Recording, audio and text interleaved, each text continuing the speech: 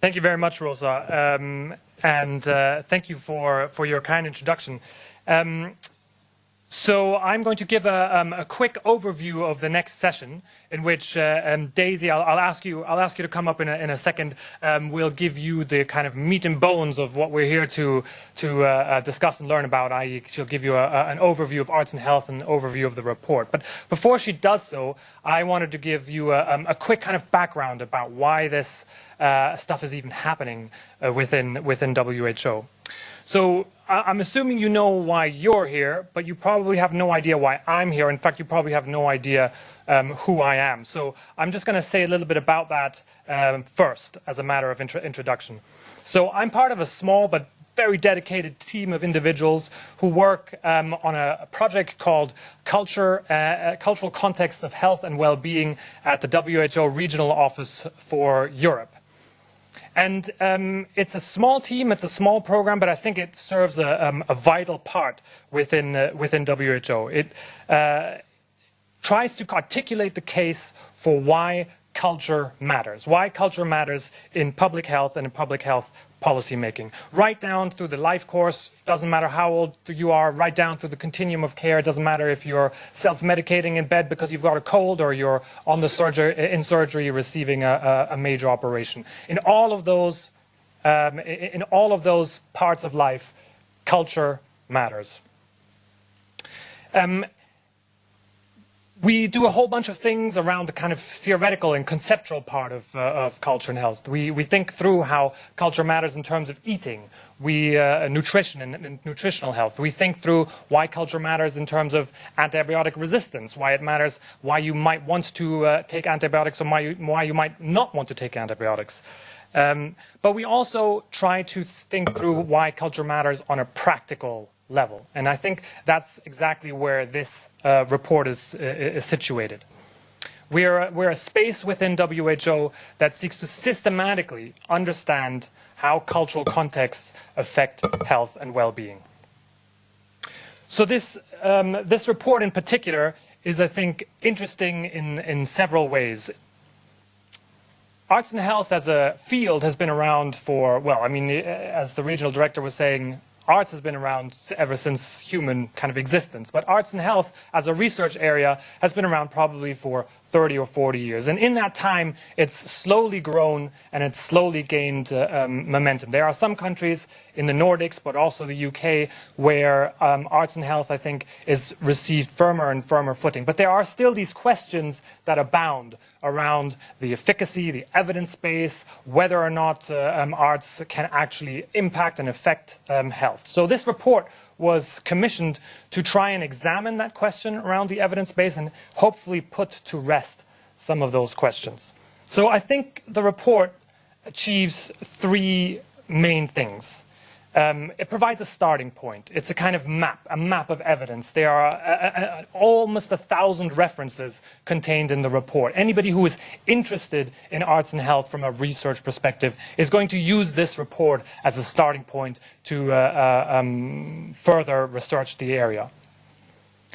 It will serve as a place for practical examples. There are several case studies in the report that I hope you will gravitate towards, and that I hope people in this room and outside watching on the live stream will look at in order to get inspiration about how arts and health actually works on the ground, how it works practically. But most importantly, I think, and I hope, that this report will serve as the first word to move the conversation on from the question about evidence and into the realm of policy making, so that we no longer ask in general, do arts and health, can the arts have a positive effect on health? I think we know that they can, but that we look at the specifics. We look at specific arts interventions. We look at specific policies. We try to understand how we can best operationalize arts in health. So moving it from the pure evidence question into the realm of policy making. And I think that's part of the purpose of this launch, is to have a sit down at the round table and discuss that question, see what we can do to perhaps accelerate that. So that's enough from me. I do want to take a moment to introduce Daisy. Daisy is, I think, she's kind of a true interdisciplinarian. She's a kind of unicorn within this field. She has a deep background in music and the arts, but she is also she also has a PhD in psychoneuroimmunology, which itself is an insanely interdisciplinary kind of topic. She's an epidemiologist, and she has also worked several years on the ground in the NHS, managing arts and clinical intervention programs. Most importantly, though, she's been a wonderful colleague to work with. So, Daisy, I'd like to welcome you onto the stage to say a little bit about arts and health and the report. Thank you.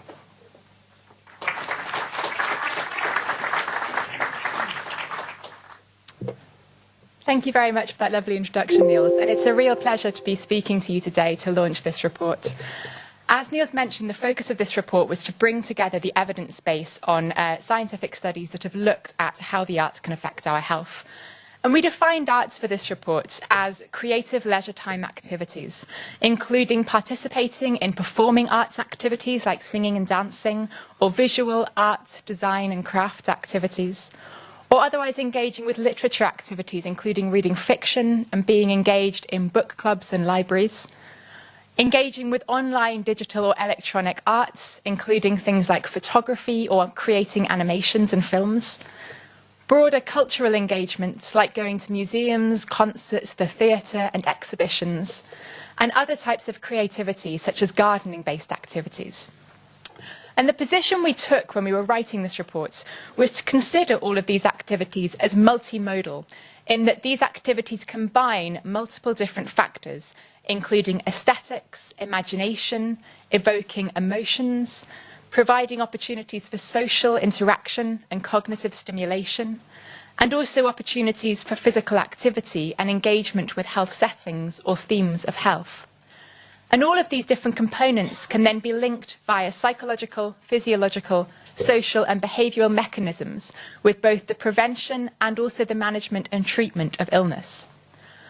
So we specifically carried out this work as a scoping review, so trying to understand the breadth of studies that have been carried out and also get a sense of the depth, how much these studies have looked at the particular aspects of different health outcomes. But we didn't focus on any particular methodological approach. Rather, we wanted to take a very broad approach to evidence, considering both randomized control trials and other quantitative approaches like laboratory studies and analyses of cohort or population level data, but also looking at qualitative data, including ethnographies, case studies, qualitative interview studies, and broader studies of process evaluations and implementation. So in total, we found over 200 systematic reviews and meta-analyses that between them cover over 3,000 studies that have been carried out on this topic. And we also found a further 700 individual studies that we felt were key to include in this review. So in total, we're looking at over 3,500 studies that have been referenced in total throughout this report. So this does, as Nils mentioned, make this the largest evidence review that's been carried out on this field to date.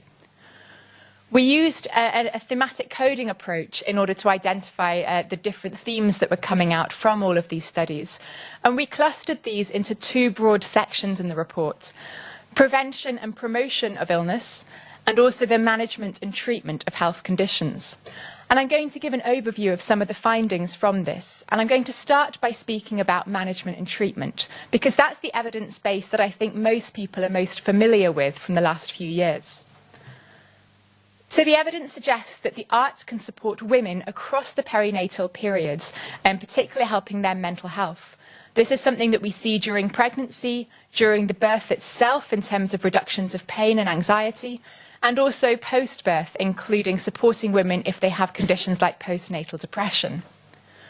We also found that for adults and children with mild or moderate mental illness, engaging in the arts can help to reduce the symptoms of these conditions, including both at a psychological and also at a biological level. For individuals who have more serious mental illnesses, we found that the arts can provide supplementary support to pharmacological or psychological treatments. For example, if we consider psychosis, there's evidence to suggest that music can help to reduce symptoms of psychopathology, psychoticism, and also paranoid ideation. The arts also have a really key role to play in the delivery of acute care, both in terms of patient experience and also clinical outcomes. If we consider premature infants, there's a very broad literature suggesting that the arts can support both in reducing the distress of these infants in neonatal intensive care units and also helping to reduce other negative events. Indeed, there's evidence to suggest that things like music can actually help premature babies to feed better, gain weight faster, and leave hospital sooner, which of course has economic considerations as well. Within rehabilitation, the arts can support in terms of improving motor function and motor skills, as well as reducing fatigue, helping people to carry on for longer and more effectively with their treatments. And in situations like surgery and intensive care, there's a very wide literature suggesting that the arts can help to reduce psychological symptoms of anxiety and stress, and alongside this, reduce the need for the same levels of medication or sedative. And again, we can start to consider the health economic implications of this, if the arts, in particular things like music, are helping to reduce that need for medication. For individuals who have neurological or neurodevelopmental disorders, there's a literature suggesting that the arts can provide wide-ranging support. For people who have different autistic spectrum disorders, things like music can help with aspects of social communication and behavioural learning. For individuals who've developed dementia, the arts can have benefits even into the late stages of the disease through helping factors such as memory, as well as having behavioural benefits such as reducing agitation and social benefits such as reducing isolation and loneliness. For individuals who've got brain injuries, such as having had a stroke, engagement with the arts, such as music, can help in the development of new neural pathways. And for adults who have degenerative brain injuries, the arts, particularly things like dance, can help with motor function. And this has been shown in things such as balance and gait in people who have conditions including Parkinson's disease and multiple sclerosis. The arts also have benefits for non-communicable diseases. And this includes both the management of symptoms and also the psychological adaptations to these conditions. So if we consider cancer, for example, there's a wide literature that engaging in arts activities can help things like coping and optimism, as well as helping to reduce some of the side effects of treatments, such as pain or nausea. For people who have lung diseases, engaging with arts activities that encourage breathing can help to reduce symptoms of breathlessness and can also help to provide motivation to do breathing exercises in order to maintain lung function. And for people who've got cardiovascular diseases, engaging in some activities like dance can function as an engaging form of exercise, helping to reduce body fat, as well as things like music and other arts helping to reduce symptoms of stress. And this includes stress at a psychological level, which is linked in with cardiovascular disease progression, but also stress at a biological level, including things such as blood glucose levels, blood pressure, and even gene expression linked with stress.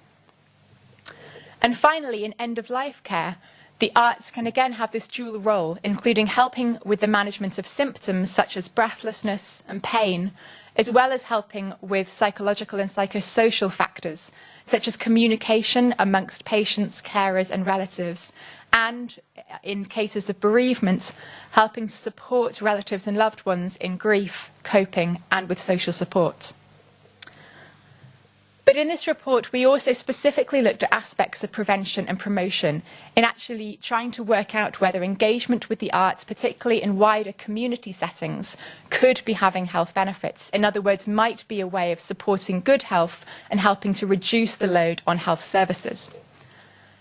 In particular, we looked at things like social determinants of health, looking at how the arts can help to improve social bonding and in particular increase social capital, which we know is very much linked in with risk factors for disease development. We also looked at social inequalities, and actually we found that the arts seem to have disproportionately more benefits for individuals who are more at risk. The arts are not just a cherry on top of a cake, they actually seem to be most important for people who are experiencing hardships. So we looked particularly at children who are at risk or exposed to poverty or violence, and found that the arts are able to support in terms of reducing the risk of these children developing behavioural problems, withdrawal or mental illness. The arts also have a critical role to play in child development. The arts support mother-infant bonding, and there's evidence from an evolutionary perspective suggesting this is one of the reasons that we actually have arts within our societies. And mother-infant bonding supports maternal nurturing behaviours and also supports the positive emotional and behavioural development of children. The arts also support speech and language, including auditory skills development and language skills. And we see this both in children who are neurotypical and also children who've got developmental delay. And the arts have a really important role to play within education. Engaging with the arts in childhood is actually associated with structural differences in grey matter in the brain. And there's a strong literature suggesting that arts is linked in with academic performance and academic attainment. Now, there is a debate as to whether this is due to transfer effects. In other words, whether the benefits that we learn from the arts can transfer across cognitively to other domains. But there is a strong literature suggesting that having the arts in schools helps to reduce behavioural problems and bullying and improve concentration, thereby supporting children's learning. The arts also support in health-promoting behaviours. People who engage in the arts are actually more likely to eat healthily and to exercise more. And they're also more likely to be aware of the negative effects of risk behaviours, such as taking drugs. And this links in very much with issues around health communication. The arts can transcend language barriers, so they're a very powerful way of transmitting critical health messages. And this is vital here when we're considering this question of how important are the arts when we think about health. There is a danger that we think the arts are only something that's worth adding on when we've got a fully functioning health system already. But in fact, it's the opposite. There's very strong evidence to suggest that the arts can play a critical role in health emergencies, such as epidemics, by helping to address these issues of health communication. So in other words, it's often in the most trying and serious of events that we really need the arts the most.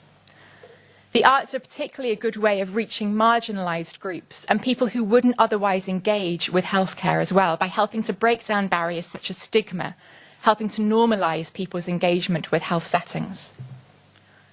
The arts also play an important role in caregiving. Arts and humanities for centuries have improved our understanding of illness and disease, but they can also support specific clinical skills. This includes the visual diagnostic skills of doctors and communication skills between patients and healthcare professionals. And the arts also support the well-being of carers and both formal and informal staff.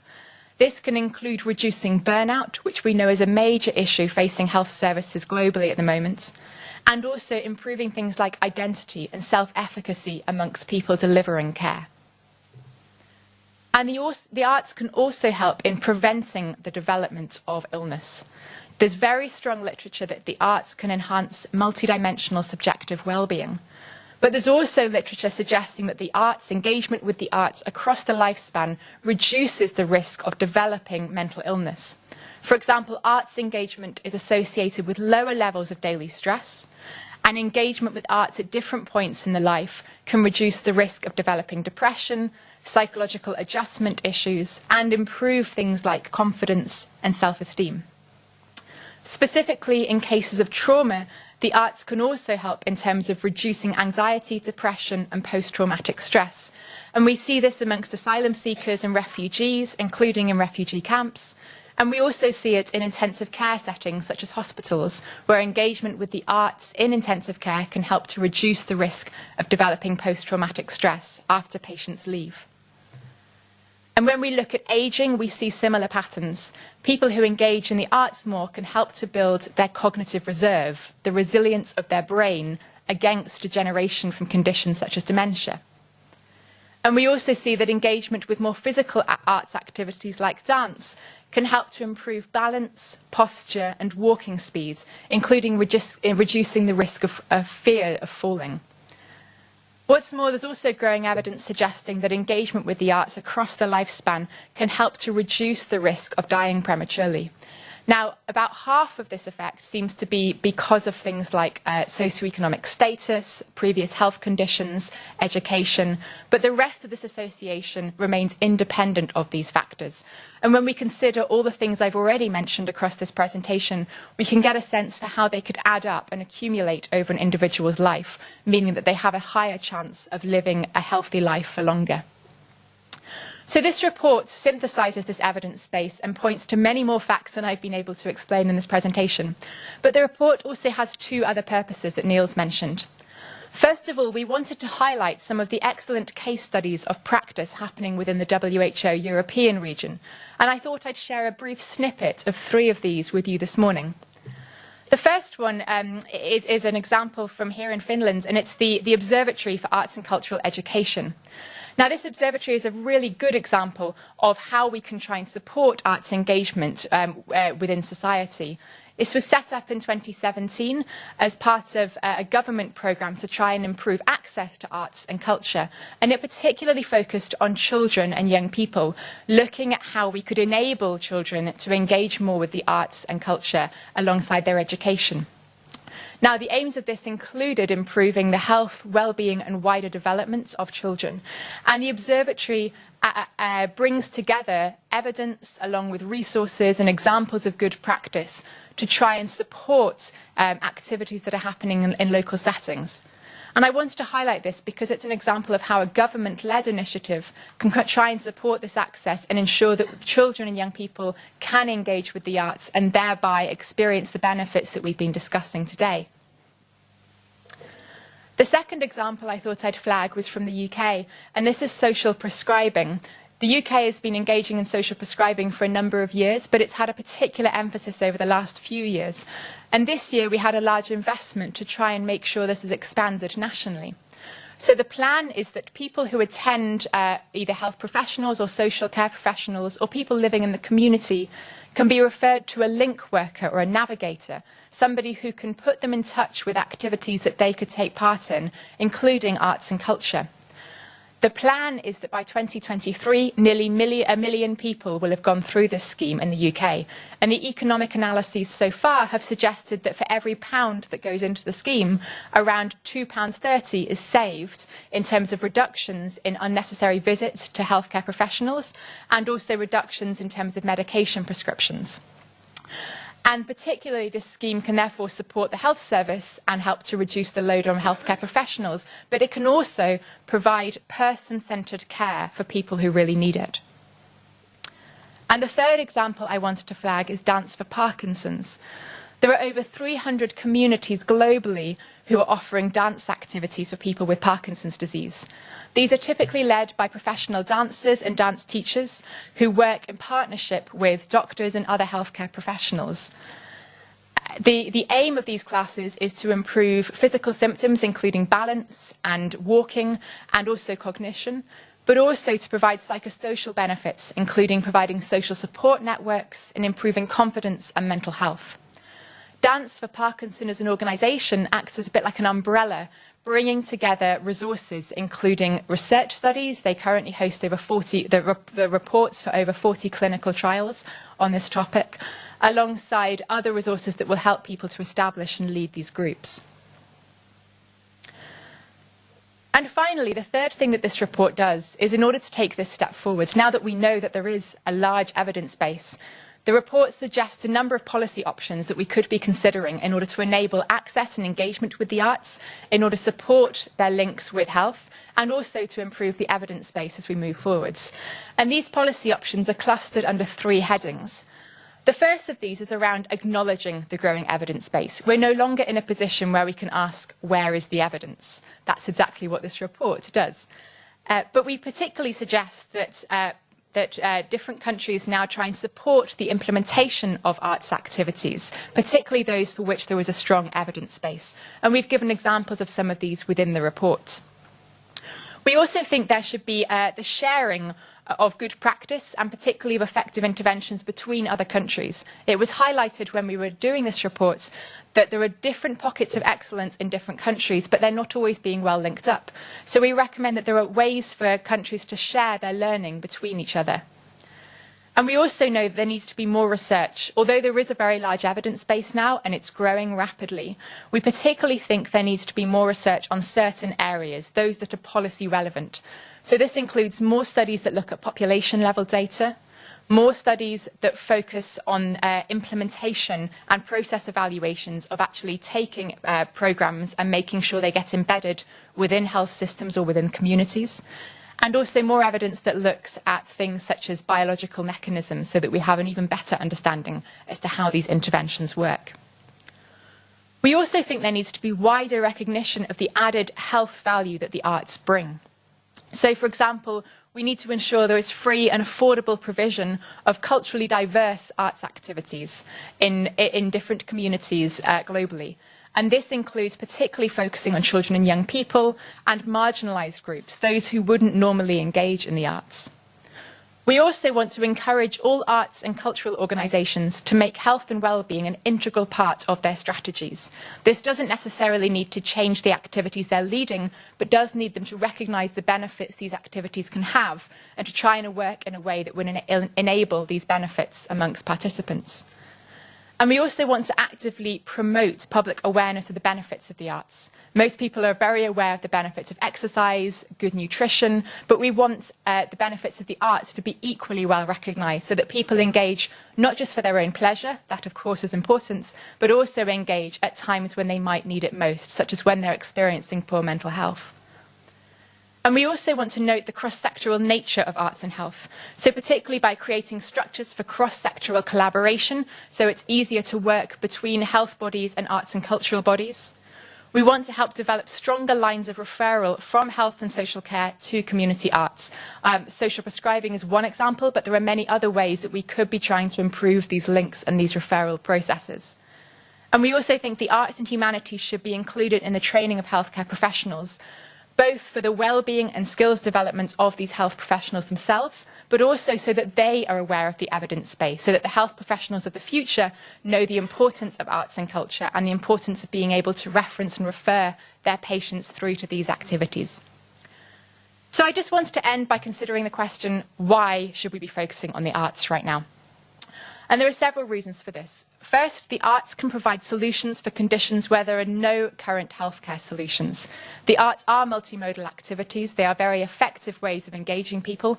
So where there are conditions where we're not really sure, we don't believe we have an optimal way of treating or managing these conditions, that's the perfect opportunity to be considering how the arts can provide support. It was mentioned at the start of this morning that there is less evidence than we would like on health economics, but the evidence that we do have is promising, that the arts can be cost-effective ways of tackling complex challenges. And we certainly welcome more studies on this going forwards and the recognition that because the arts can combine these psychological and physical activities, they could be ways of addressing mental and physical health simultaneously. But the arts also help us to address a number of key priorities at the moment. For example, within Health 2020, the arts are one of the ways that we could actually catalyse actions within other sectors, and also ways we could help to build resilient communities. In other words, the arts are ways that we can help to achieve targets that have already been set. If we're considering the WHO General Programme of Work, there are a number of ways that the arts can feed into this, including supporting multi-sectorial action for health, increasing human capital, and accelerating action on non-communicable diseases and mental health. And finally, for the Sustainable Development Goals for health, the arts are a really good way of supporting health and well-being, supporting education and building communities.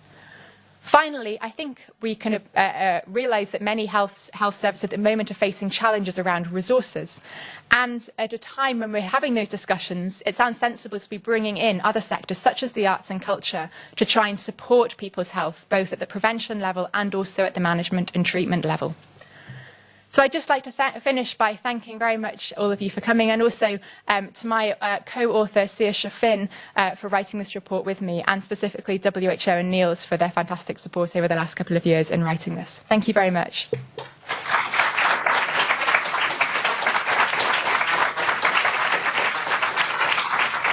Thank you, Daisy.